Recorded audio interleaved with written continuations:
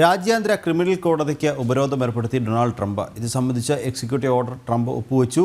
അമേരിക്കയ്ക്കും ഇസ്രായേലിനെതിരെ അടിസ്ഥാനരഹിതവും നിയമവിരുദ്ധവുമായ നടപടികൾ അന്താരാഷ്ട്ര കോടതി സ്വീകരിക്കുന്നു എന്നാണ് ട്രംപിൻ്റെ നിലപാട്. ICCക്കുള്ള സാമ്പത്തിക സഹായം അമേരിക്ക അവസാനിപ്പിക്കും. വിവരങ്ങളുമായി ഇന്റർനാഷണൽ ഡെസ്കിൽ നിന്നും ഐസൺ ജോസ് ചേരുന്നു. ഐസൺ, വിവരങ്ങൾ.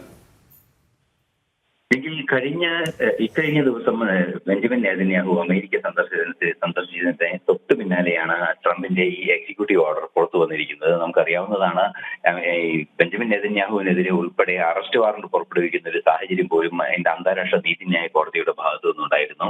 ഇത്തരത്തിൽ ഇസ്രായേലിനും അതുപോലെ തന്നെ അമേരിക്കയ്ക്കുമെതിരെ നിയമവിരുദ്ധവും അതുപോലെ തന്നെ അനാവശ്യ കീഴ്വഴക്കങ്ങൾ സൃഷ്ടിക്കുന്നതുമായ നീക്കങ്ങൾ നടത്തുന്നു.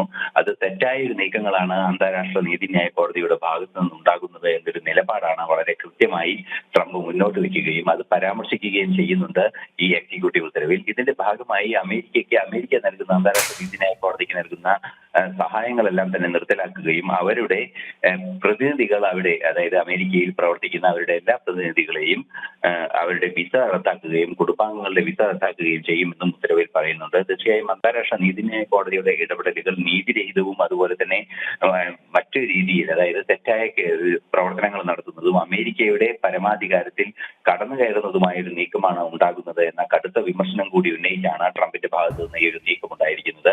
ഇത് സംബന്ധിച്ച എക്സിക്യൂട്ടീവ് ഓർഡർ ഇപ്പോൾ പുറപ്പെടുവിച്ച് കഴിഞ്ഞു എന്നാണ് അറിയാൻ സാധിക്കുന്നത്. അത്തരത്തിലുള്ള എക്സിക്യൂട്ടീവ് ഓർഡർ നടപ്പാക്കാനുള്ള നടപടികളിലേക്ക് കാര്യങ്ങൾ പുരോഗമിക്കുന്നുവെന്നും അറിയാൻ സാധിക്കുന്നുണ്ട്.